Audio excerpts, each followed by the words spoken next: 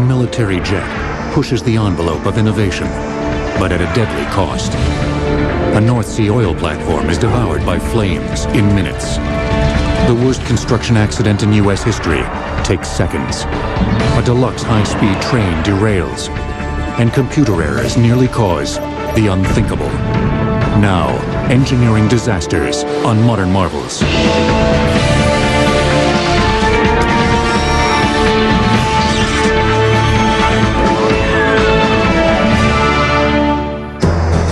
It was a startling leap forward in aviation. An airplane that could rise from a standstill, hover, fly like a conventional jet, and then land on a dime.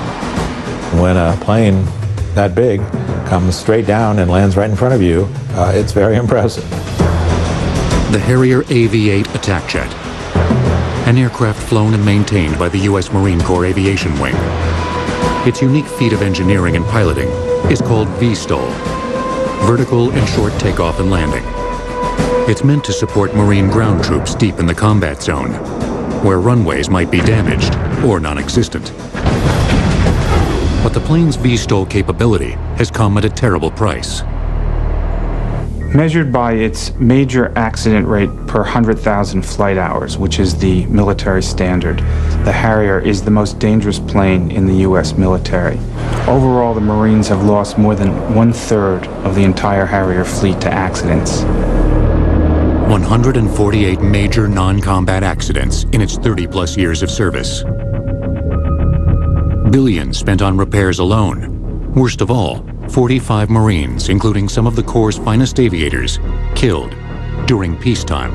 In Marine Corps aviation, I don't know of another aircraft that took the toll of time, money, and lives to perfect its operation. Unlike most engineering disasters, the Harrier's failures did not occur in a single catastrophic event, but rather over the fleet's long lifetime.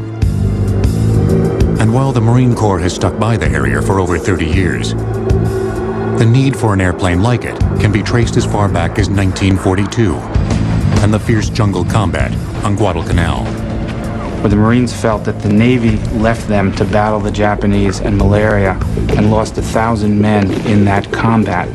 Since then, the precept that the Marines in the air should protect Marines on the ground has been a central part of the Corps' ethos. The Marines continued to fight some of the fiercest battles in U.S. history. And they continued their search for an attack plane that could provide close air support in the worst of conditions.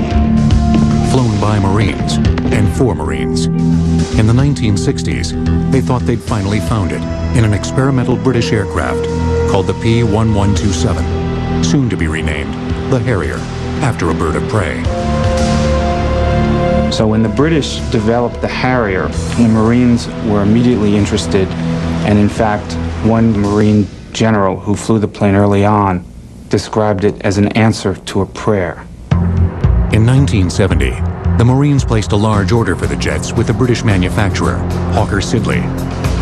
By May 1971, active Marine units began flying the Harrier, now called the AV-8A. The AV-8A was a notoriously unstable plane which had a tendency to roll over and slam into the ground.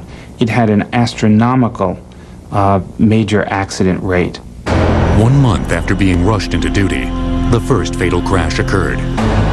Collapsing landing gear, fuel tank malfunctions, and jammed control sticks were among the causes of fatal crashes. In addition to malfunctioning equipment, the AV-8A presented steep challenges for pilots. While manning the control stick, rudder pedals, and throttle, a Harrier pilot also had to learn to control the 4 nozzles that provide the thrust for vertical flight, all while keeping an eye on the wind. There's no doubt that under the best of circumstances, the Harrier is a challenging plane to fly.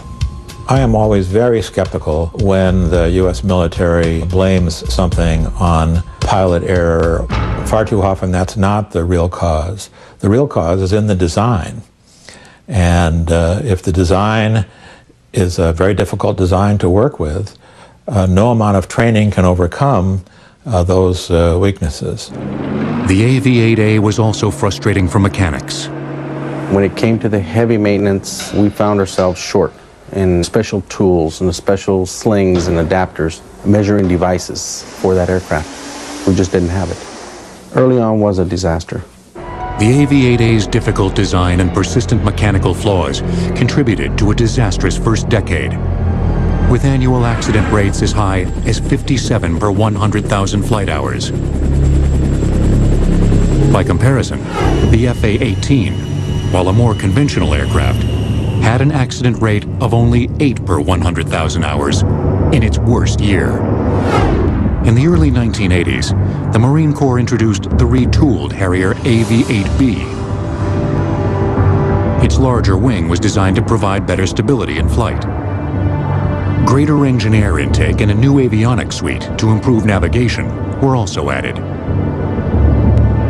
The accident rate for the AV-8B has been considerably lower than the AV-8A, but it remains far higher than the comparable contemporary attack and fighter jets flown by the Navy, Air Force, and Marines. The AV-8B was first introduced to the fleet in the mid-1980s, and by 1996, nearly a quarter of them had been destroyed in accidents. Half of the Harrier's 148 major accidents have been connected to problems with its powerful but temperamental Rolls-Royce vectored thrust engine. Repairs and maintenance are complicated by the fact that the Harrier's engine is exceedingly difficult to access. To do a full engine change-out on a Harrier can be over 500 hours of labor, whereas in other military jets it can be a day or a half a day, part of a day to do the same thing. The Harrier's frequent groundings and time-intensive repairs have created a catch-22 for many pilots. They can't log enough flying hours to stay sharp, which leads to more accidents, which leads to even less flying time.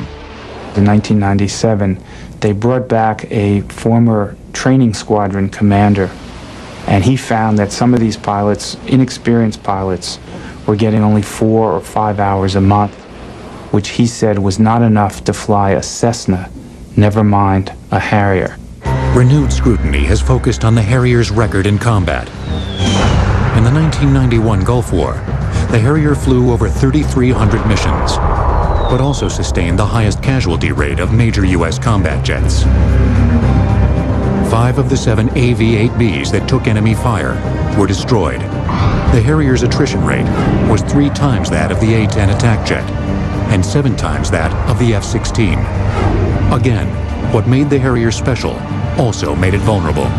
Infrared seeking missiles will see the big engine from the Harrier. It is very hot, and so surface-to-air missiles with infrared seekers on them will go right for that engine.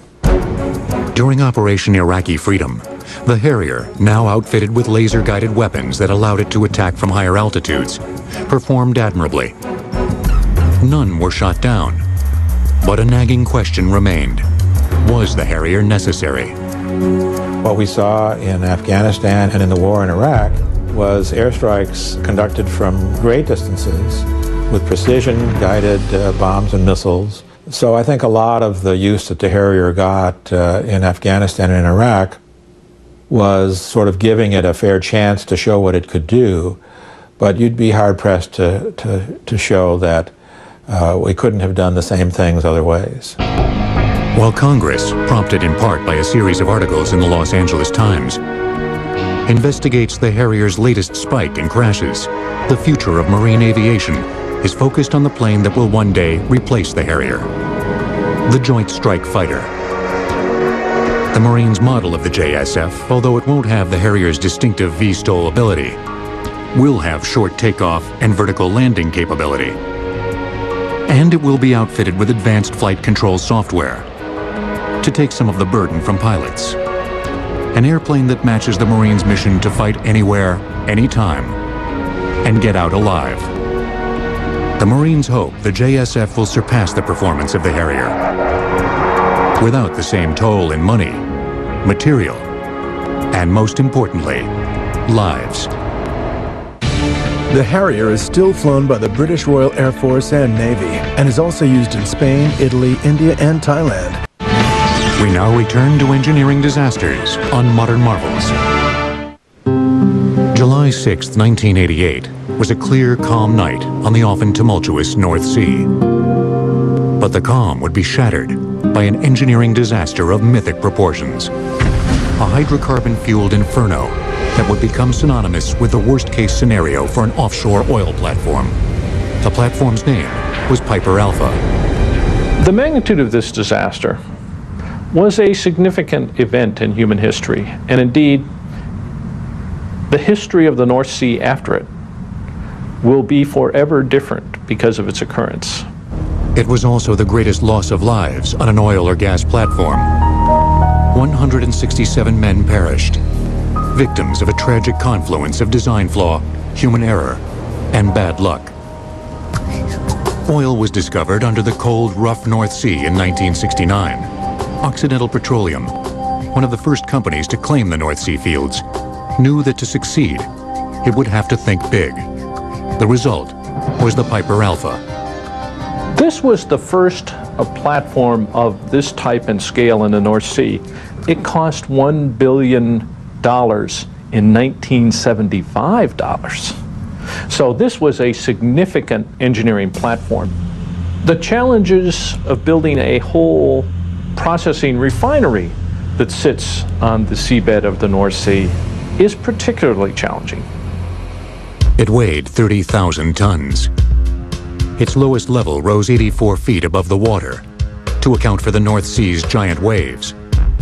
The Piper was a mini-city, home to over 200 men who lived and worked on the platform for weeks at a time. 35 gas and oil wells fed into separation modules. A maze of pipes, tanks, pumps, and valves, which separated the oil from the natural gas and water. The oil was shipped to shore in a 128-mile pipeline. Processing the gas was more complicated. The gas that came out of the formation under the Piper Alpha wasn't just methane, which is a very light hydrocarbon gas. It also contained propane, pentane, which are heavy hydrocarbon gases. The lighter gas was sent to processing platforms connected to the Piper. The heavier gases were condensed into liquid by applying high pressure and low temperatures. The liquid gas, or condensate, was then piped to shore, conveniently alongside the oil. Keeping the heavy gases in liquid form required the use of powerful pressurizers, called condensate pumps. On July 6, 1988, a failed valve on a condensate pump would trigger a disaster of extraordinary scale. It began with routine maintenance. There were several hundred valves on the platform. Each of these had to be checked at least once every 18 months, according to their technical safety requirements. One of the valves on one of the condensate pumps was off for recertification. While the valve on condensate line A was down for repairs, the redundant line B remained active. But there was a problem with line B. Hydrates were forming at a high rate. Hydrate, which occurs in processing oil coming out of the ground, is nothing more than ice with a little hydrocarbon in it. However, if you think ice is an irritant in your house plumbing, you ought to see it form in a hydroprocessing line. It can totally stop the process. The methanol injection system, which essentially puts antifreeze into the line, had failed. Line B shut down automatically. This is very bad. First of all, it has grave economic consequences, but if you have to shut the platform down and go from what they call a black start, that means bring everything start from cold, that is a real headache. It was necessary to find something to do real quick to either get that pump back in service or to start the other pump. So they sent an electrician down to check the instrumentation. This particular safety valve was in an awkward position because it was located well above the pump that it protected. He could not see the safety valve from the position where he worked on the pump. He went back up and said that it was okay. Due to the pump's design and a lack of communication, the night crew didn't realize the extent to which Line A had been disabled. When the Line A pump was repressurized, gas at 1100 psi shot out of the valve with a deafening shriek. So eventually, this layer of condensate gas, which now, of course, has become mixed with oxygen and is only looking for an ignition source, finds the ignition source. What that source was may never be known. But at 10 o'clock, a giant fireball ripped through the condenser module and destroyed the control room. The initial explosion, if that's all that would have happened, we probably would have been okay. But unfortunately, the initial explosion appears to have fractured the main oil line in the B module. And that contributed a large amount of fuel to the fire. Crude oil happens to burn with a very thick black smoke, and that dense smoke basically rendered that entire deck uninhabitable very quickly. With the smoke making helicopter evacuation impossible, workers trapped above the burning production module had no good way to escape. So you've got to find your way in dense, dark clouds of black smoke in the middle of the night, find a rope, and crawl 10 stories down and drop into 40-degree water and survive. The oil fire grew so hot that a major gas pipeline exploded. The Piper Alpha's unmatched ability to collect and process prodigious amounts of hydrocarbon fuel now led to its rapid demise. These pressurized pipelines represent huge fuel sources that, when they come back, literally melt the 30,000 tons of the Piper right to the waterline. Of the 226 people aboard the Piper Alpha, only 61 survived. 165 workers and 2 rescuers died. The financial impact on Britain's oil industry was staggering. The Piper Alpha disaster still, I believe, retains the title of the most expensive man-made disaster in history.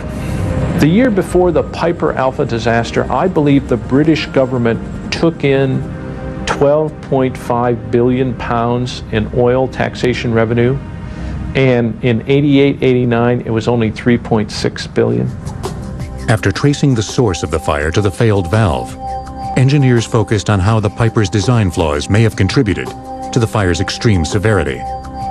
Among the failures, inadequate blast walls protecting the control room, the lack of alternative ways to shut off gas lines or activate fire suppression pumps, and insufficient exits for the workers.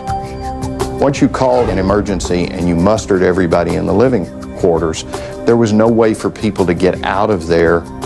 In the new designs, they actually have shielded stairwells and tunnels and pathways where there's multiple ways out of the living quarters to get you down to a safe refuge and to your lifeboat stations. This engineering disaster forever changed the way offshore platforms operate. For those who design and work on these mighty structures, there is no more potent reminder of what can go wrong than the name Piper Alpha. The UK's annual natural gas production, mostly from North Sea wells, is greater than that of any Middle Eastern nation. This modern... We now return to engineering disasters on Modern Marvels.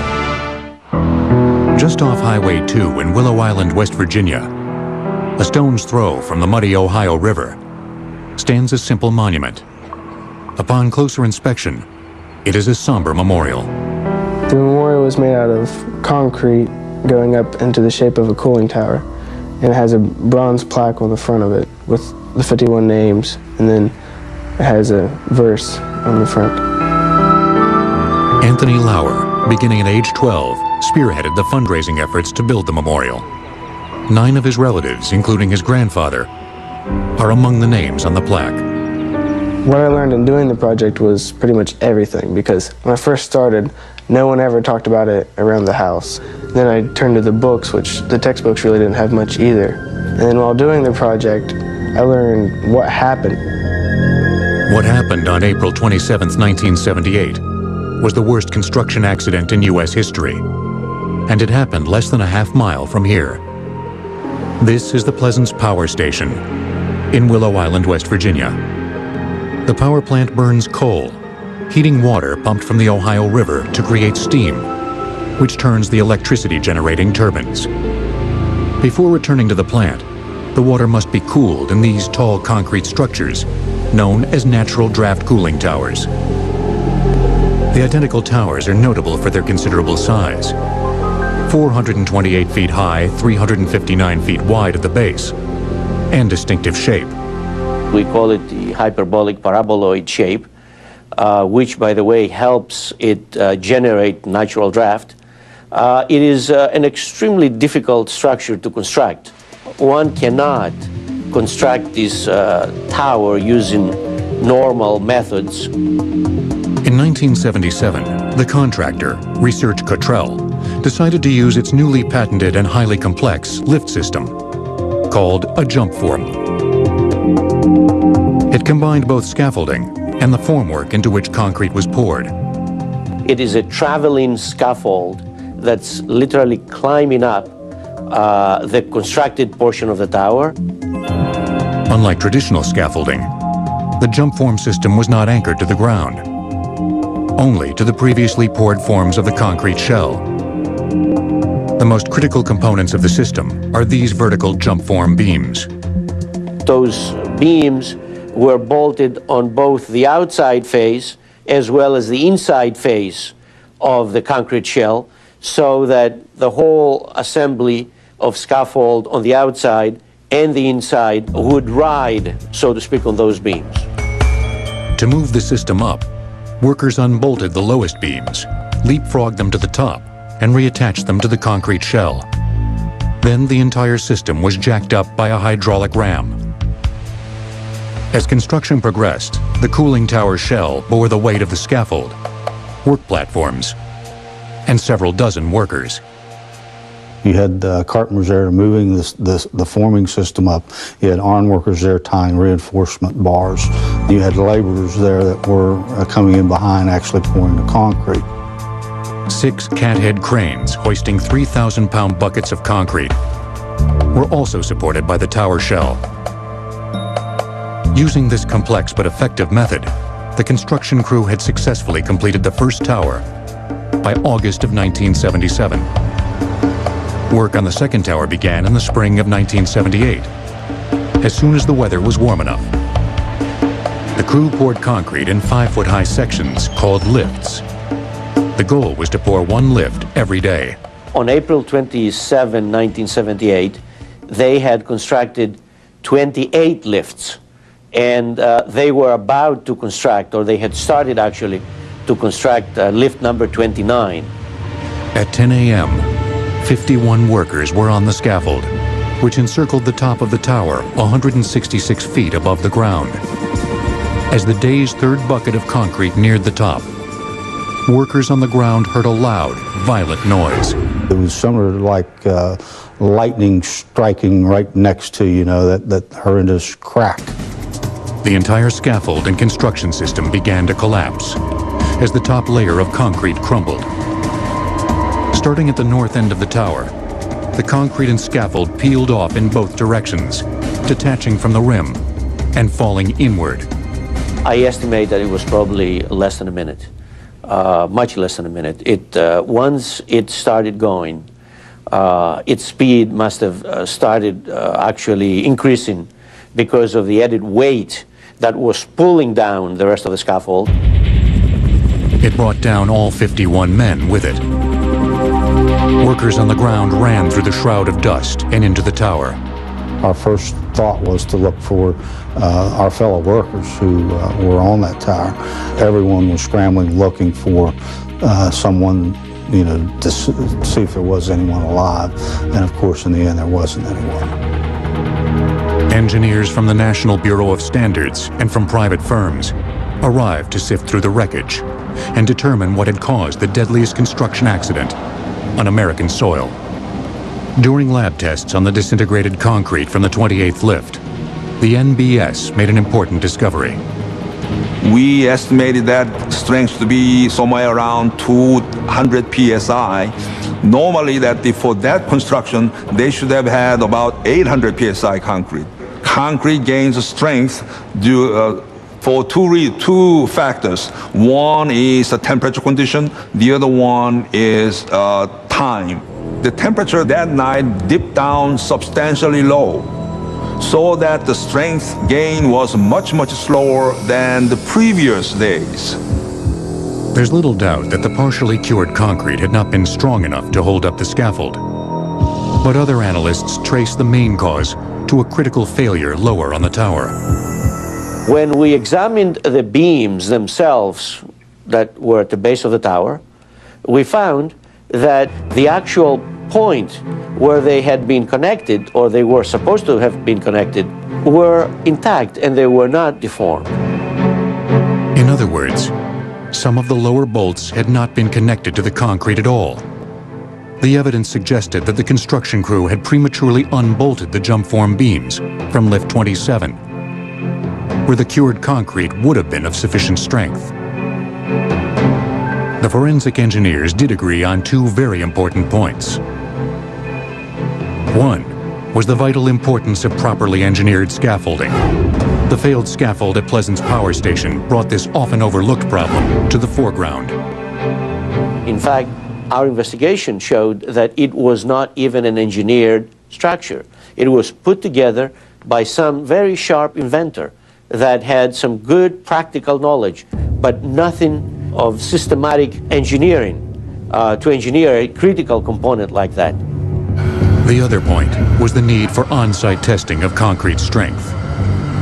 So now the non-destructive testing procedure in some parts of the United States must be used to determine the strength of concrete prior to removing forms. As a result, I don't think that we haven't seen as many of construction failures in this country. As for the Pleasants cooling tower, the job was completed 18 months later, using traditional scaffolding. But it took many more years for the emotional scars to heal. Since I got this done, I found that people are more open to talk about it now. Like, normally no one would talk about it, but now that it's complete, and it lets people know that it's okay. We can talk about it now. In the end, the Pleasants cooling tower collapse resulted from the failure of two elements found at nearly every major construction site: concrete and scaffolding. The disaster was tragic proof that such elements, no matter how common, can never be taken for granted. Each cooling tower at the Pleasants Power Station circulates 227,000 gallons of water per minute. This modern 4, 3, 2, 1, 0. Humankind has been pushed to the brink of nuclear war on more than one occasion. And while the political reasons for these terrifying standoffs are well documented, lesser-known engineering and logistical failures have come closer to setting off World War III than one might believe. Satellite miscalculations, alarm failures, communication breakdowns, and even computer bugs have nearly brought on the ultimate engineering disaster. Some of these incidents can be traced as far back as the Cuban Missile Crisis. The Cuban Missile Crisis was a seminal event, the most dangerous moment in human history. John Kennedy estimated at the time and afterwards that there was about a 1 in 3 chance that this confrontation would roll all the way to war, including nuclear war. The missile crisis is actually a wonderful case study for how many things can go wrong. Radar glitches, faulty missile tests, and unauthorized U-2 spy missions were just some of the technical failures that heightened the already elevated chance of disaster.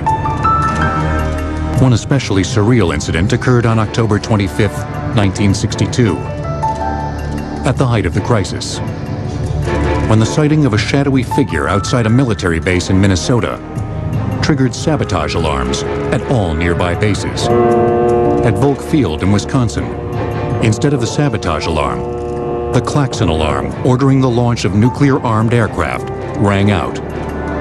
A squadron of planes raced down the runway, and were within seconds of taking off when the malfunction was recognized. The shadowy figure at the fence turned out to be a bear. The Cuban Missile Crisis revealed a great deal of disorganization in the system used to manage the forces in a crisis. Keep in mind that this was a fairly young nuclear force. The missiles were just coming online. After the Cuban Missile Crisis had been diffused, the United States worked to streamline its nuclear command and improve communications among the far-flung nodes of the nuclear network. But one of the results of improved readiness meant going on permanent hair-trigger alert. We married the bombs up to the missiles and put them on basically 2 to 3 minute launch readiness. Meanwhile, by the 1970s, the Soviet Union had built up a formidable arsenal of submarine-launched missiles, some of which could reach American cities in 12 minutes. Even more pressure was placed on the technologies, including computers used to help human beings make launch decisions. Sometimes these technologies failed. As the 1970s came to a close, computer errors twice brought us dangerously close to nuclear conflict with the Soviet Union. The first occurred on November 9th, 1979. Out in Colorado at an Air Force base, a simulation of a full-scale Soviet attack in a tape was inserted into a piece of equipment to test the equipment. And someone forgot to flip the switch that kept that simulated attack contained within that one piece of equipment on the base. And in failing to flip that switch, the simulated Soviet attack was transmitted throughout the early warning network of the United States. Top-ranking officers convened immediately to assess the threat. NORAD alerted its entire air interceptor force, and at least 10 planes went airborne. Under America's prairies, Minutemen launch silos prepared for attack. Among the steps that we took to get ready for nuclear war, crews retrieved launch keys from their safes, as well as the launch codes that would be used to validate a launch order, strapped into their chairs to brace for an incoming strike and to be ready to fire their missiles in 2 minutes as soon as the order came down from the president. In the ultimate sign that this threat was judged to be real, the National Emergency Airborne Command Post, or Doomsday Plane, also took off. It took 8 minutes, an eternity in the world of nuclear war, for the officers huddled inside Cheyenne Mountain to trust their early warning satellites and decide that the massive Soviet attack was not real. It was supposed to take them only 3 minutes.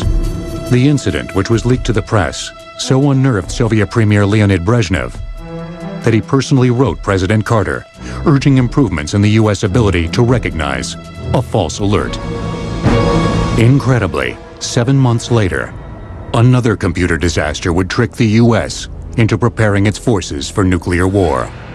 In 1980, the false alarm was triggered by the failure of a 43-cent computer chip that was part of a communications device that was used to transmit from our early warning center in Colorado to the rest of the nuclear forces. The failed computer chip was in a device called a multiplexer, which transmits routine status information from NORAD's fortress at Cheyenne Mountain, Colorado, to the other command posts. The displays at the Pentagon and Strategic Air Command, or SAC, suddenly indicated a massive Soviet strike. This terrifying computer error looked real enough to once again order bombers to start their engines and silo officers to retrieve their launch keys and strap in. So in 1980, the Cheyenne crew dropped the ball and failed for the second time in less than a year to come to the right conclusion that we were not under an attack in 3 minutes. It took them 8 minutes. The early warning crew at Cheyenne Mountain also was fired. These disastrous incidents led to several key reforms in the nation's warning system. First, NORAD changed its computers so that officers in the mountain could actually see the messages they were sending to the Pentagon and SAC. In each incident, NORAD had no idea it was transmitting warnings of World War III. SAC's duty officers were ordered to check early warning satellites and radar before alerting the bomber force. And NORAD constructed a separate $16 million computer testing facility, so the training tape incident would never happen again.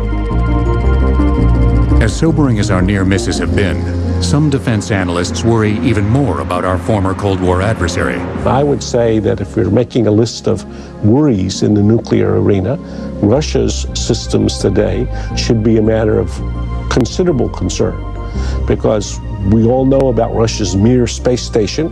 What happened to that? It failed. We all know about the Russian Kursk, their most advanced new nuclear submarine, which on its maiden voyage sank. We know about this recent event in which, at Putin's test of Russia's nuclear forces, they had 3 separate occasions on which they tried to fire a missile. In each one of the cases, it failed.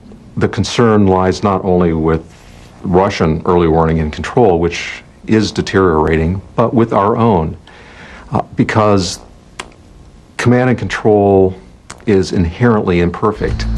The public has become complacent and doesn't even realize today that the United States and Russia continue to operate our early warning and nuclear forces, thousands of them, as though we had to be prepared to fight a large-scale nuclear war with each other at the drop of a hat.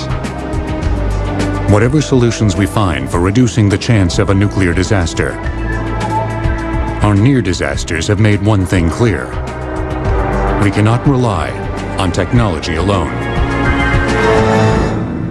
In 1995, the test launch of a rocket in Norway appeared to Russian radar operators as a U.S. missile. The threat was taken so seriously that President Boris Yeltsin's laptop containing missile launch permission codes was activated for the first time. We now return to engineering disasters on Modern Marvels.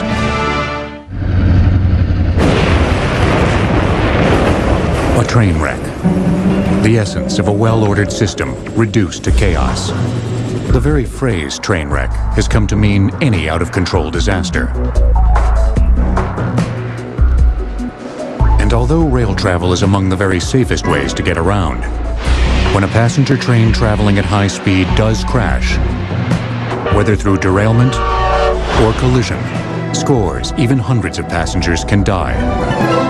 In 1964, the world was introduced to high-speed rail with Japan's Shinkansen, or bullet train. The trains ran at a top speed of 133 miles per hour. Today, the bullet trains and France's TGV line carry passengers at speeds of up to 186 miles per hour. High-speed trains have proven to be a remarkably efficient means of transportation.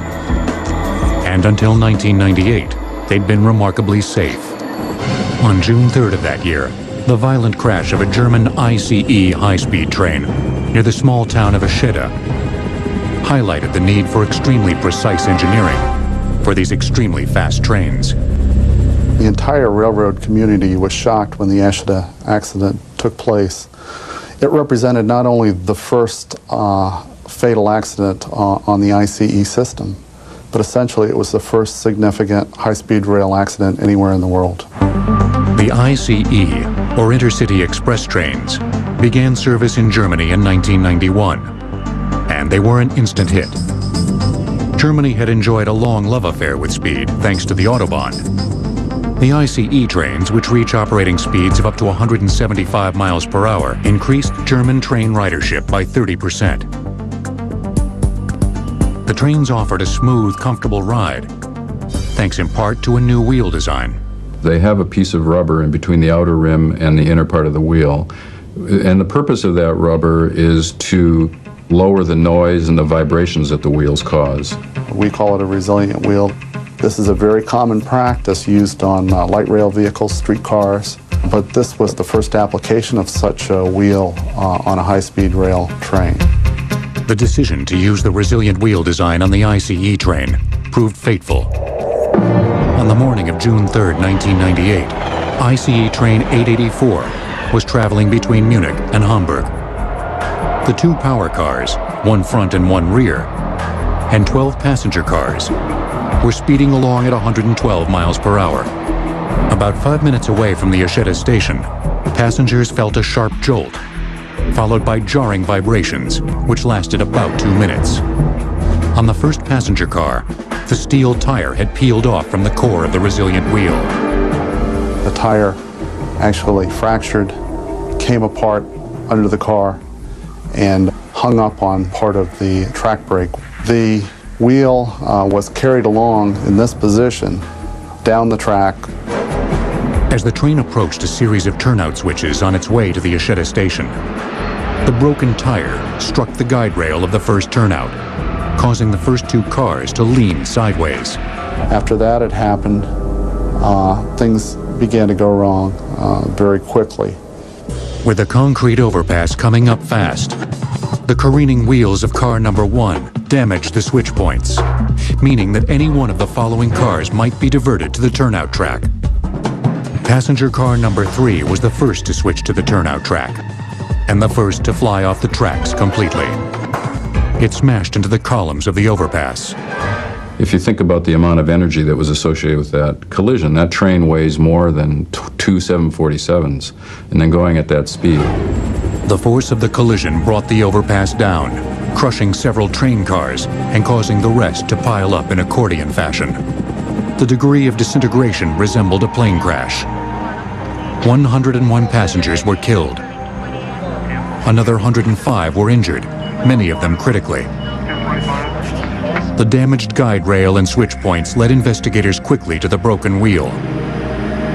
Further analysis found that the inner layer of rubber had increased metal fatigue to the point where the inside of the steel rim cracked and separated. Imagine if you had your bicycle and you put a steel band on the outside of the bicycle wheel. Every time that it rolled on the ground, that piece of metal will bend, and that bending causes stresses on the inside of the band. But the flawed wheel design wasn't the only factor in this tragedy. Usually to have an accident, and particularly to have a severe accident, it takes a combination of 2 or 3 events. I mean, in the case with the ICE, you needed the wheel to fail, you needed to go over a switch, and you needed to have a bridge all in the wrong place to create such a severe accident. Nevertheless, 3 engineers involved in the wheel design faced 101 counts of negligent homicide in a German court. They were acquitted. It's really a technical issue. What caused the flaw in the wheel probably initiated as a very tiny flaw inside of the metal part. It is extremely hard to detect those kinds of flaws. After the Yashida disaster, ICE engineers reverted to the original all-steel monoblock wheel and installed a more advanced suspension system to reduce vibrations. Newer train cars were also built to absorb more energy, thus providing passengers with a better chance of survival in a crash. One thing that really surprised me was the German engineer said that the Yashida accident would not be another Hindenburg. He said the Hindenburg accident basically finished the airship industry for Germany and the world, and that the German engineers were committed that this Yashida accident was not going to be a Hindenburg and prevent high-speed rail from being successful in Germany. And indeed, the Yashida disaster did not dampen the German people's fondness for the ICE and high-speed rail. So how do we avoid what might be called the Hindenburg syndrome and actually benefit from an engineering disaster? It requires a careful analysis of what went wrong, as well as a bold, forward-looking redesign. And while lost human lives can never be recovered, the opportunity to learn and improve remains. Whether it's finishing the job or reinventing the wheel, engineers strive to perfect their designs and to find new and better ways to prevent disaster. Next on History, a neighborhood is built around a canal. Years earlier,